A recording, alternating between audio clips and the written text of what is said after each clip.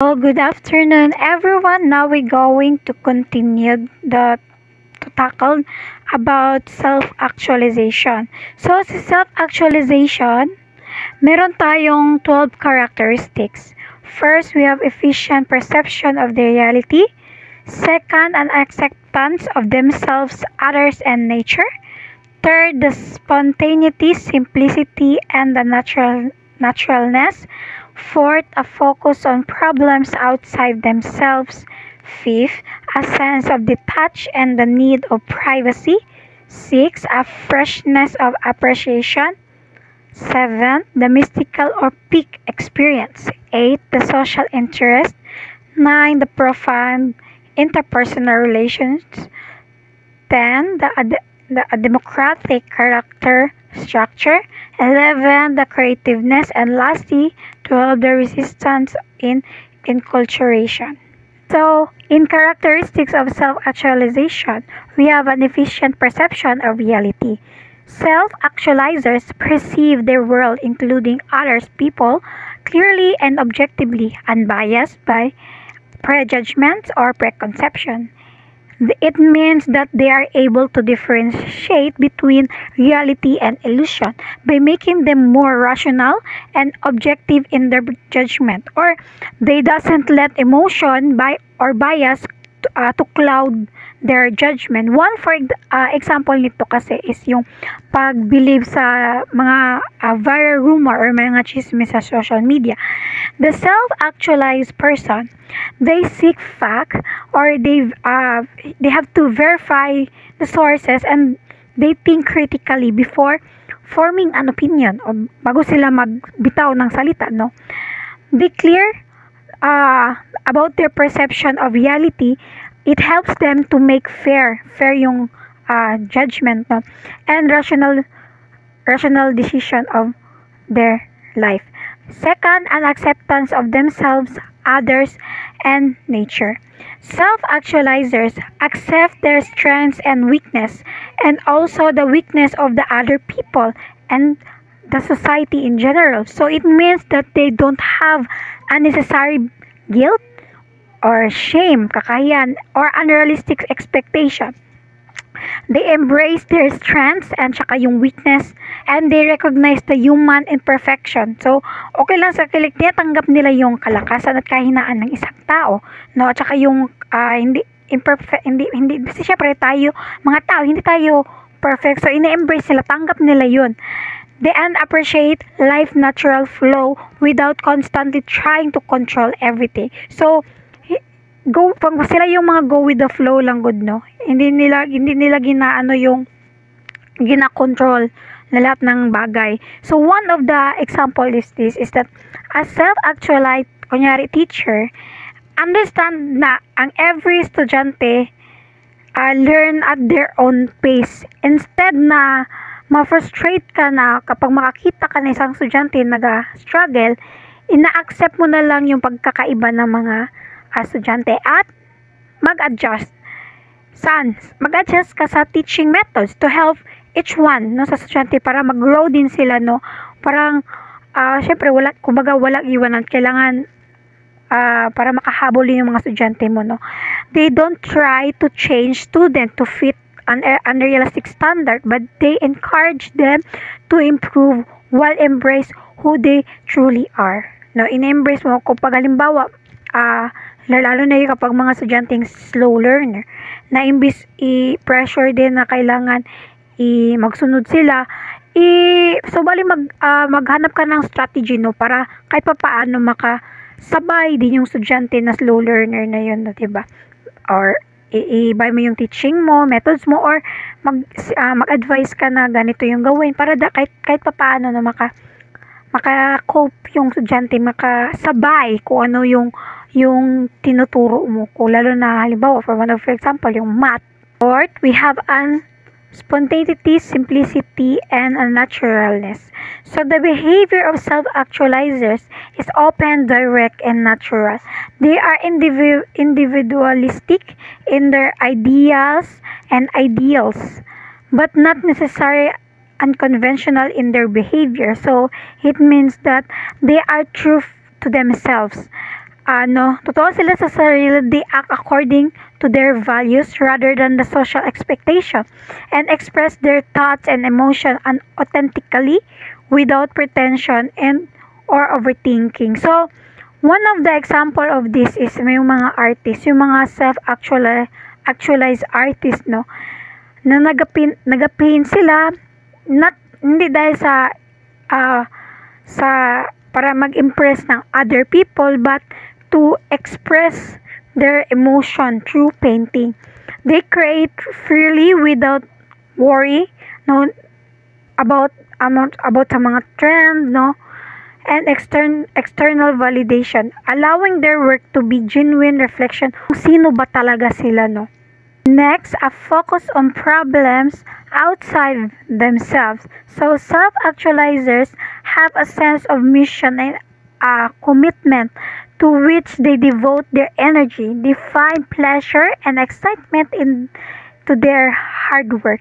So it means that the self-actualized individuals, no, na nakaabot na dito, focus on problems beyond their personal concern. They are driven by the sense yung purpose, dedicating themselves to meaningful causes that benefit to others, society, or the humanity as the whole, rather than being overly preoccupied with their own desire or insecurities. So one of the example is this is yung kagaya ng doctor, yung self-actualized doctor, no? They doesn't just work para lang magkaroon ng malaking salary, but deeply they are committed to help other people, yung mga lalo mga undeserved mga community, mga barrio, mga rural area. They volunteer in rural area providing medical care to those who cannot afford, because they find fulfillment and in making a real difference in people's lives. Siyempre, no, kapag doktor, kapag passion mo talaga na tulungan yung mga tao, kagaya ng sabihin natin, mga other example related sa doctor, mga maliban sa tao, lalo na sa mga hayop, no, yung mga veteran, may mga tao talaga libre ng mga doktor, mga veterinaryo na libre yung mga check-up, libre yung mga kung as long as mural kaya sa bulsa ng doktor, libre na lang nila, kasi syempre lalo na yung mga tao na nagre-rescue ng mga hayop, 'di ba? Syempre parang may awa ka ba na, kung ako rin one of my dreams din kasi talaga maging vet med, kaso lang may side din sa akin na parang baka hindi ko makaya, mga ganon. At saka natatakot din ako kasi meron kasi yung part na mag-opera ka ng hayop ng ganyan siya, hawak mo yung buhay no. Siyempre kapag ako rin, no, kung passion ko talaga yan, kung as long as na fulfillment kasi talaga na makatulong ka sa hayop, na lalo na yung mga may mga owner na walang kaya sa buhay, tapos napagaling mo, fulfillment talaga yun siya talaga na sa part ko, kung vet med ka ganon or doctor ka, yun lang. Next, a sense of detachment and the need of privacy. Self-actualizers can express isolation without harmful effect and seem to need to solitude more than the person who are not self-actualizers. They depend on themselves, not on the others, for their satisfaction. So it means lang dito, ang mga self-actualized individuals value their solitude and inner reflection. While they care for others, they also recognize the importance of the personal space and independence, allowing them to maintain to have clarity of thoughts and emotionally stability. So one of the example of this is a writer who is passionate about their craft often spend time alone to gather their thoughts and find inspiration. So 'di ba tayo minsan, 'di ba, mas maganda kasi talaga na mapag-isa tayo, kasi doon tayo may peace of mind. Doon tayo magkaroon ng idea kung ano ba yung talaga yung gusto natin, magkaroon tayo inspiration. Lalo yung mga halimbawa, 'di ba, yung mga writer pumupunta sa bundok, nag-unwind, nagalanghap ng fresh air kasi parang doon sila nagkakaroon ng idea, no? They enjoy meaningful social interaction, but also they need solitude to connect with their inner self and produce their best work. Next, a freshness of appreciation. Self-actualizers have the ability to perceive and experience their environment with freshness, wonder, and awe. It is described that the self-actualized individuals has having a freshness of appreciation, meaning that they never take life's experience for granted, but they find joy, wonder in everything moment, seeing beauty in the simple things that others might overlook. So, an experience may grow stale for someone who is not self-actualizing, but self-actualizers will enjoy each recurrence as thought it was the first time whenever it is a sunset, a painting, or a symphony, a baseball game, or a birthday gift.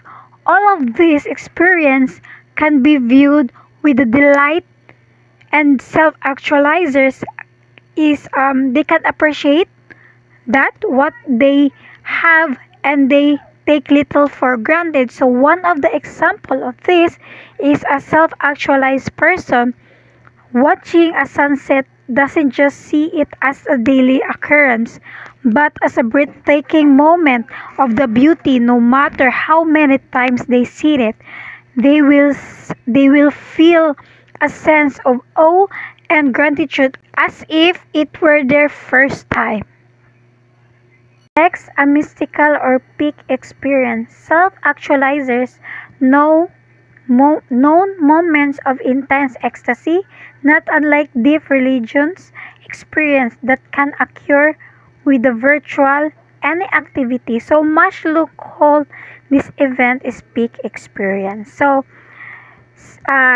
Maslow described this mystical or peak experience as a profound moments of joy or a connection or transcendence where individuals feel deeply in tune with themselves, other, or the universe.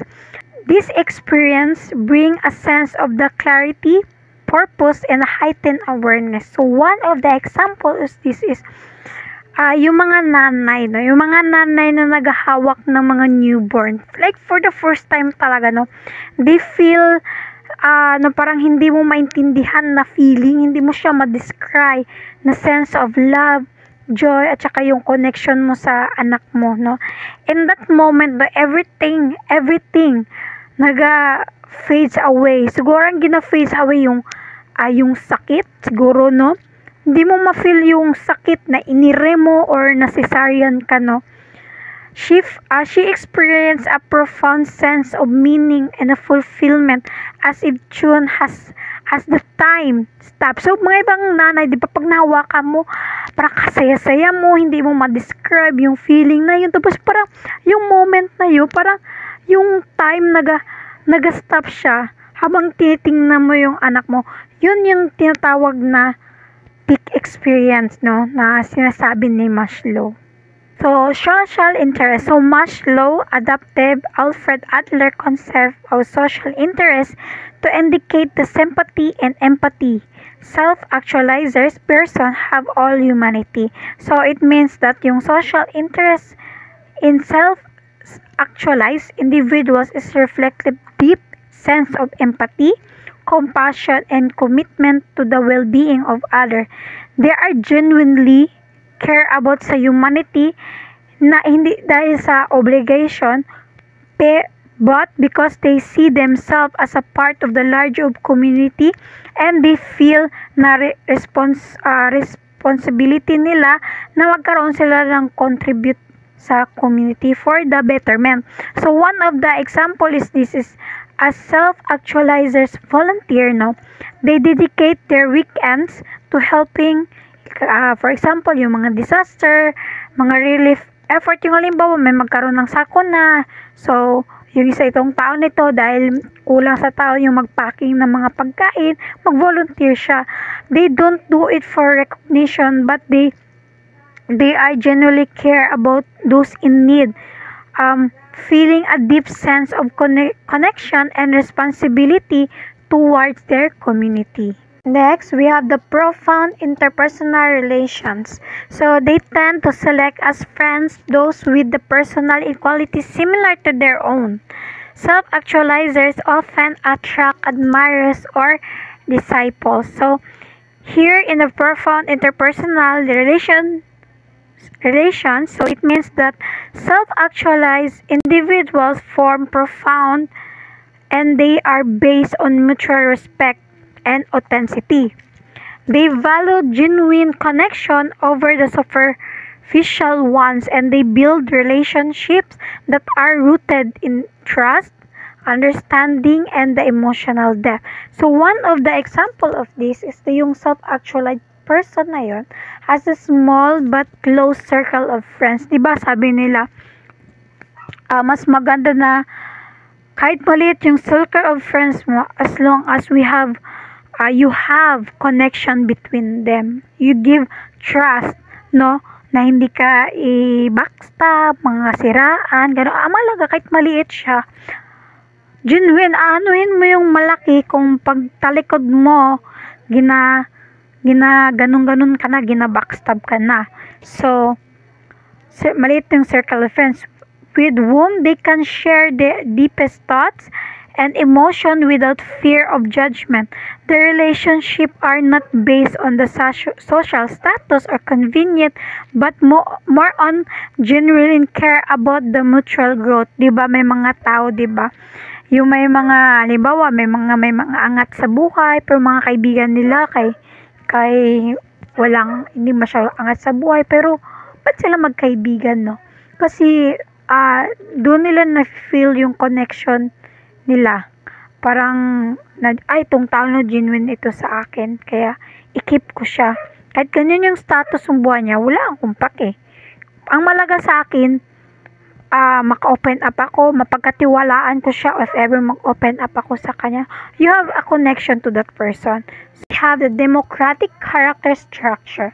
As self-actualizers are tolerant and accepting of the personality and the behavior of the other. So, it means that the person who self-actualized possess a democratic character structure, they have a respect and they appreciate other people regarding sa background nila, sa status at saka yung pagkakaiba.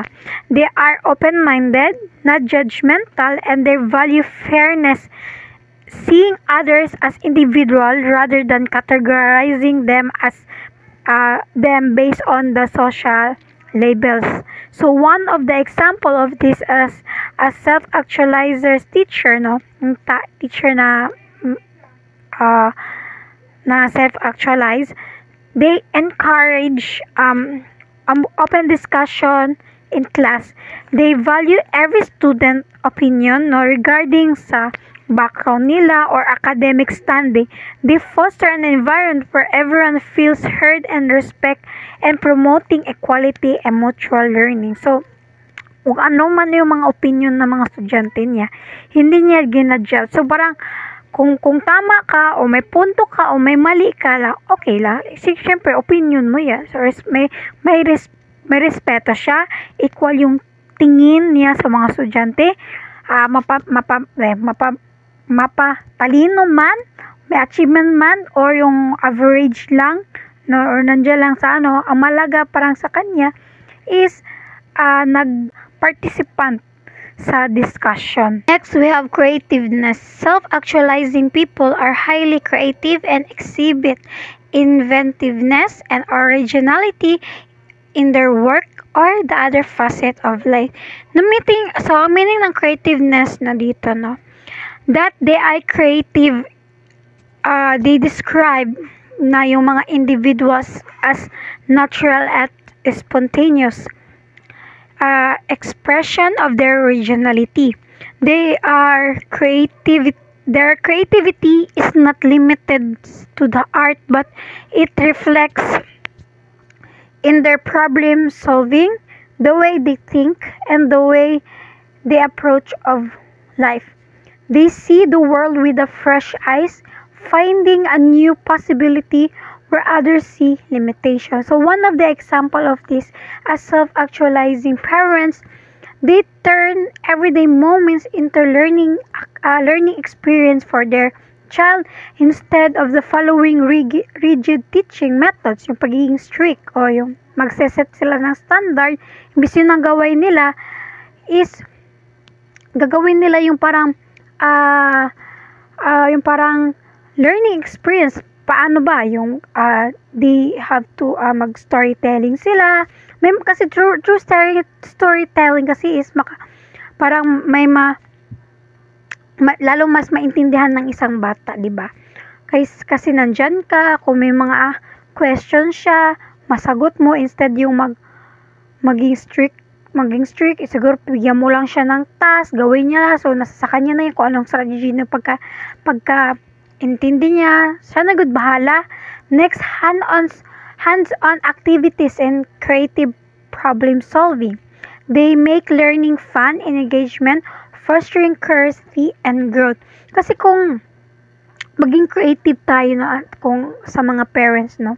Kapag lalo tayo kung creative tayo, magbigay tayo ng mga solving problems, nasagutin nila, as in, parang nag-i-engage tayo, nandyan ka, nagsusupport ka, nakikita mo yung growth at development ng bata,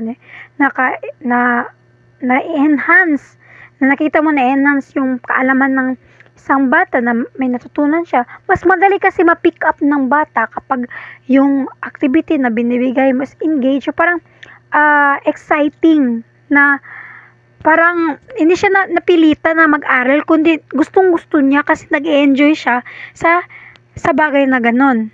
Next, we have the resistance of enculturation. Self-actualizers are autonomous, independent, and self-sufficient. It means that they remain true to themselves despite the societal pressure. They do not blindly follow tradition or social norms, but instead evaluating them critically, embracing what aligns with their values and rejecting what does not. They do not openly rebel against cultural norms or social codes, but they are governed by their own natural rather than their structure of the society. One of the example of this is if a self-actualized person living in the materialistic society, they choose to live simply and prioritizing meaningful experience over wealth and status. So despite sa society pressure na mag-change ng luxury, mga material na bagay, they prefer to stay true to their values, finding fulfillment in personal growth and genuinely relationships rather than a material possession. Next, failure to become self-actualizing. If the need of self-actualization is innate and therefore does not have to be taught and learned, then why is everyone self-actualizing? Why has less than 1% of the population reached this state of being? So, in Maslow hierarchy suggests that self-actualization is the weakest and the most easily inhibited need. If the lower levels need like love, self-esteem, or even the basic survival aren't met due to hostile parenting, economic struggle, or inadequate education, the self-actualization may never emerge. Also, the overprotecting or overly permissive parenting can also hinder the personal growth of the individuals, either by stifling independence or causing insecurity. So, a balanced upbringing with the both love and structure is essential. Gabi niya ka-essential, no? Para sa pag-build ng confidence sa individual ng mga tao at para ma-fulfilling the higher needs later in life. So without the security and the support in childhood, striving for the self-actualization in adulthood becomes more much more difficult. So one of the example of this is, imagine a child growing up in the household sa bahay where yung mga parents niya ay overly critical and hindi ganun ka-affectionate. Because dahil dyan, yung bata nagsastruggle siya about sa self-esteem and finds it hard to form meaningful relationship. So as they grow older, they remain on seeking validation and emotional security rather than the pursuing personal growth or the being creative aspiration. Even if they are talented or ambition, the unmet emotional needs prevent them from fully realizing that about sa potential nila. So this illustrates how a lack of love and esteem in early life can block the self-actualization in adulthood. So yun yung according kay Maslow. Next is Jonah complex. So it refers to our doubts about own abilities. So another term ito sa kay Maslow na tinatawag niya sa self-actualization. So ang idea na nanggaling yung pangalan na Jonah based on sa biblical tale na Jonah, described by Maslow as the called by the God to prosperity. But si Jonah kasi, afraid siya sa task, so he tried to run away from it. But no matter where Jonah ran, he could find no hiding place. So finally, he understood that he had to accept about this fate. So kaya yun ang doon nag-base si Maslow, kaya pinangalan niya na Jonah complex.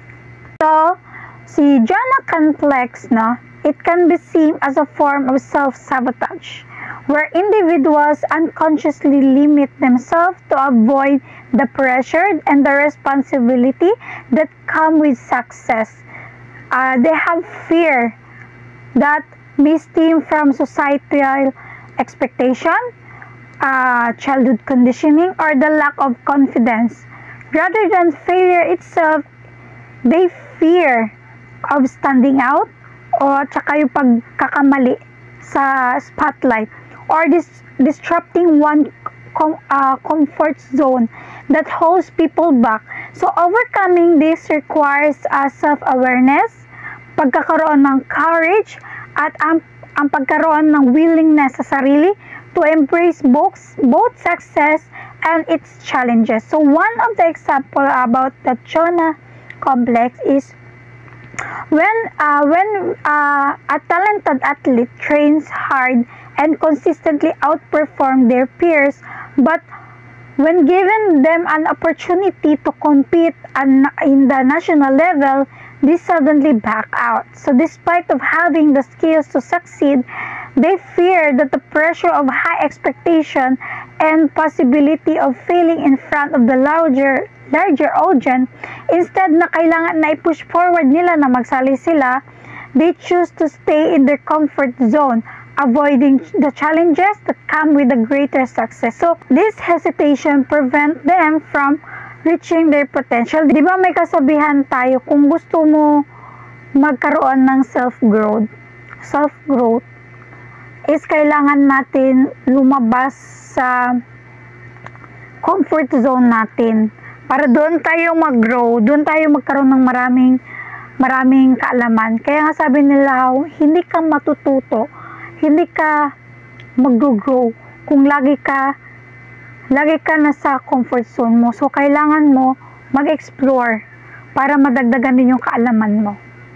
Next question about the human nature. So Maslow, his view about the personality is about humanistic and optimistic. So it means that naniniwala si Maslow na ang mga tao ay may likas na hangarin na lumago upang matupad ang kanilang pangarap at mapabuti yung kanilang mga sarili. Hindi tulad sa mga ibang theory na nakatuon lang talaga sa mga kahinaan ng tao, nakikita ni Maslow na ang mga tao ay may likas na motibasyon upang maabot nila ang pinakamataas na potential na si self-actualization. Basta meron lang silang tamang suporta sa family, friends, sa environment, at tamang kondisyon ng pag-iisip at pagkakatawan, ang optimistic naman ay ito ay magmula sa paniniwala na hindi lang pangunahing pangangailangan na nagtutulak sa tao, kundi pati na rin ang pagnanais para maging malikhain at saka mapagmahal sa ibang tao at sa personal na pag-unlad, or magkakaroon siya ng growth para sa sarili niya. Next, Maslow believed that we are capable of shaping our free will even in the face of the negative biological and constitutional factors. So, it means na si Maslow, naniniwala siya na kahit na yung biological or constitutional factor kagaya ng genetic or yung early life experience ay maaaring nakaka-epekto ito sa atin, no? Mayroon pa rin tayong kakayanan na hubugin, shape yung ating buhay sa pamamagitan ng ating mga choice, tsaka yung mga free will natin, no? Mayroon tayong free sa mga choices, may freedom tayo, yun. Naniniwala siya na hindi tayo ganap na tinutukoy ng mga negative factors, kundi maaari pa rin tayong lumago at mag-adapt at magtrabaho patungo sa self-actualization para makamit natin yung pinakamataas na hierarchy sa kabila ng mga hamon. Binigyan din ng pananaw na ito ang power of personal na responsibilidad at potential para sa positibo ng anumang mga kalagayan. Next, Maslow recognized the importance of early childhood experience in fostering or inhibiting adult development, but he did not believe that we are the victims of those experiences or this experience. So, si Maslow, i-acknowledge niya yung early child experience na napaka-importante kasi ito siya nagpe-play ng crucial development sa pag-shape patungo sa adult development, either sa fostering growth or yung pagiging potential na mag-hold us back, yung parang pagpugong na pagkaroon natin ng development sa sarili natin. However, hindi siya naniniwala that we are helpless or we are the victims of this experience. So instead, naniniwala siya as individual na meron tayong kakayanan na ma-overcome yung mga challenges natin, lalo na yung mga past challenges natin, and magkaroon tayo ng choice na can lead to our personal growth and self-actualization regardless of the early life influence. Next is the Personal Orientation Inventory, or POI. So, it is a psychological assessment tool designed to measure an individual personal growth or self-actualization, which is a central concept in Abraham Maslow's hierarchy of needs. So, ito si POI, siya yung psychological assessment tool na design siya para mag-measure on how well an individual is progressing, so towards sa personal growth niya at saka self-actualization, which is the key elements sa Maslow hierarchy. Nakakatulong kasi ito siya para mag-assess whether yung tao na yun is naka-reach sa highest potential and fulfilling their personal needs of the self-development or creativity and inner fulfillment. And ang tools sa evaluates traits and behavior is related to the personal well-being. So it can helps to identify the areas where someone may be striving or they need to further to grow para ma-achieve nila yung pinakatuktok na hierarchy ni Maslow, which is yung self-actualization. Next, the hierarchy of needs. So it is a part of the research on Maslow theory. So in support of Maslow theory, a study of men and women in college students found the satisfaction of the needs of safety, belongingness, and esteem was negative negatively related to neuroticism and depression. It is by William Page, 1989. So according to them, so they support about the Maslow theory by showing that when the college student need for safety, belongingness, and the esteem are satisfied, they tend to experience lower level of the neuroticism and depression. So, ang ginamin lang nito, no, when yung mga basic needs ay na-meet, ang individual are less likely to struggle with emotional instability at saka mental health issue. So, these findings align with the Maslow idea that the fulfilling the lower level needs like safety and belonging, it creates the foundation for better mental health and well-being. So, it making them easier for individuals to focus on the higher level needs like self-actualization. Next is the belongingness and needs. So Maslow proposed that the need for belongingness can only be satisfied through association with, and more important is acceptance by other people. So in Maslow proposed the need of belongingness, it referred to the human desire. So it means it refers siya sa human desire to form the meaningful relationship and feel connected sa other people. So, the need can only fulfilled when yung isang tao is accepted siya at binavalue siya ng ibang tao na nakapaligid sa kanila. Sino ba yun? Yun na yung pamilya niya, friends niya, at yung mga community.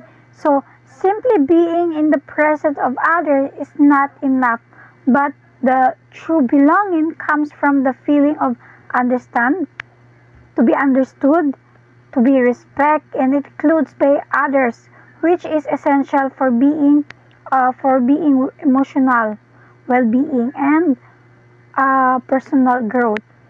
One of the example of this in the Maslow need for belongingness of being satisfied would be a person who moved to a new city and joined a local group of friends who shared familiar interests such as yung pagiging sporty team nila, yung mga hobby nila. So over time, they are accepted and valued by the group by making them feel connected and supported. So this sense of acceptance helps them to feel emotionally secured and confident. And they feel fulfillment of their need and belongingness, and allowing them to focus on the higher needs like the esteem or the self-actualization. Next is the self-esteem. So research support Maslow's position that people high in self-esteem have greater self-worth and self-confidence.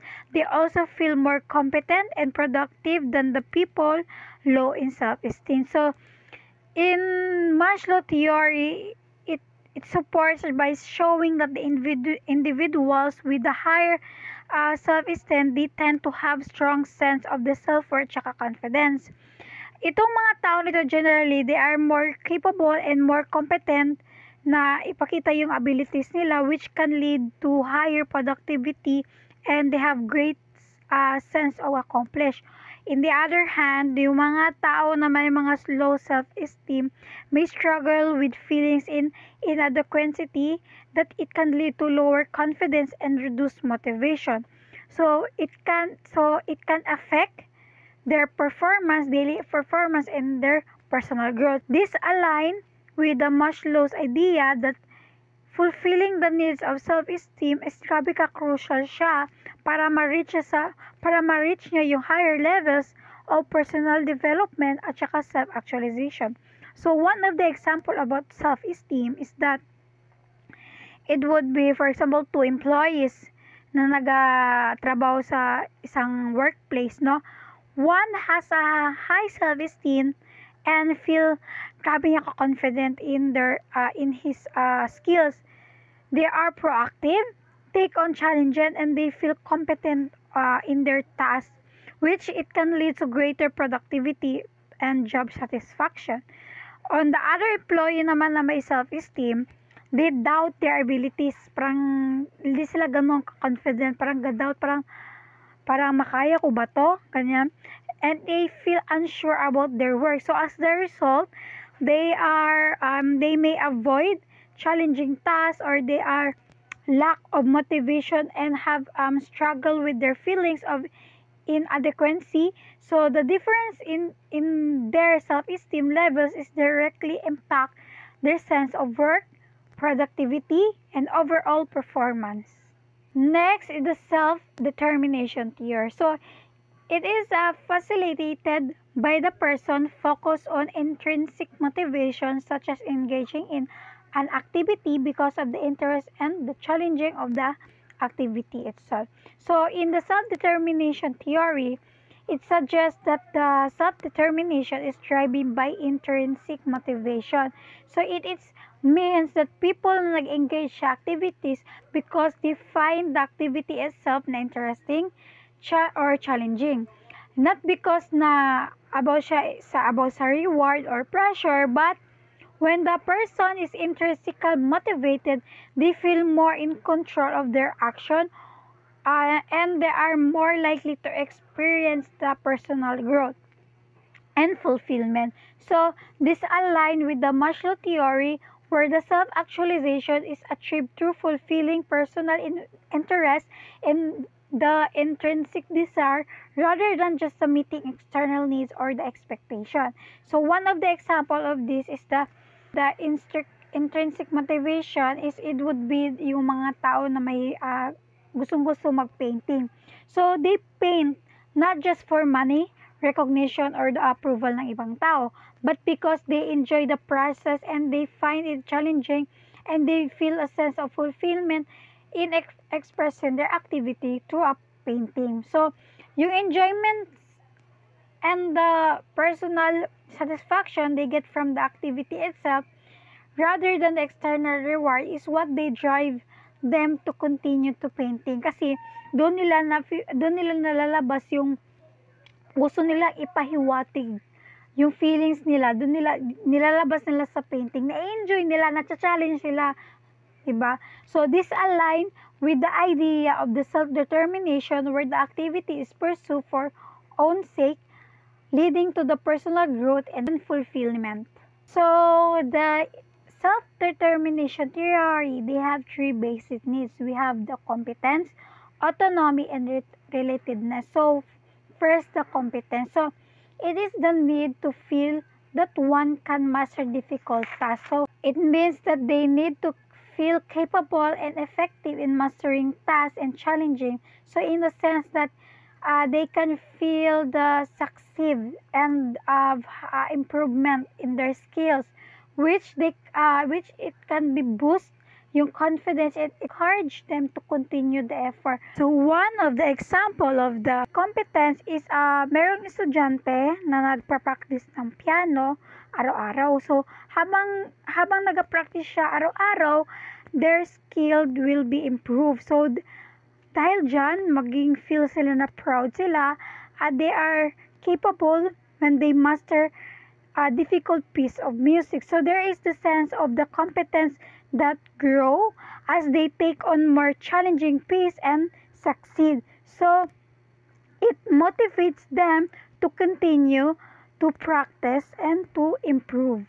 Next, the autonomy. So it is the freedom to base one connection with other people. So it means that in autonomy, it refers the need to have a control over your own action and decision. So it is about having a freedom, no, na mag-choose ka on how to engage sa ibang tao, or by making decision na kailangan based on your own values rather than the being controlled or forced by the external pressure. So one of the example of the autonomy is about the employee at the company is given the freedom to choose their own project and set their own work hours. So they appreciate the ability to make decisions that align with their personal interests and values, which it can lead to the greater job satisfaction and motivation to perform well.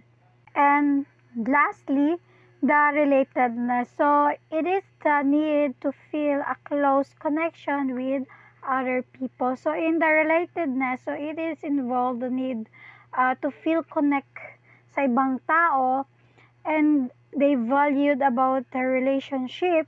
So it is the desire for close and supported bonds with the family, friends, and peers. So it which it can provide the emotional security and the sense of the belonging. So one of the example of relatedness is a person have a feel deep connection with their close friends. So they regular share about yung mga personal thoughts nila, yung mga experience nila, knowing na they are supported and naiintindihan nila siya, no? They understood him or her. So these strong bonds, it can provide them the with emotional security and the feeling that binabalyo sila, no?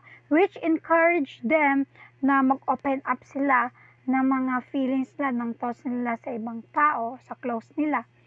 And it can continue fostering this meaningful relationship. So before we end our discussion, let's have a summary about the Maslow hierarchy needs of the earth. So it is explained that the human motivation is driven by the series of the 5 key needs arranged in the pyramid at the base of the basic psychological needs like food and shelter. So as these are met, individuals seek safety, followed by the needs of the love and belonging, then esteem.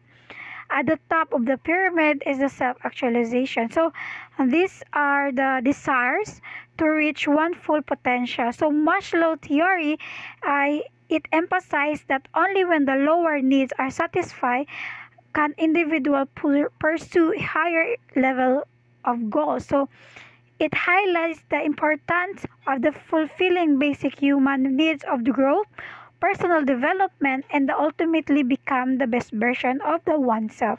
So that's all. Thank you for listening.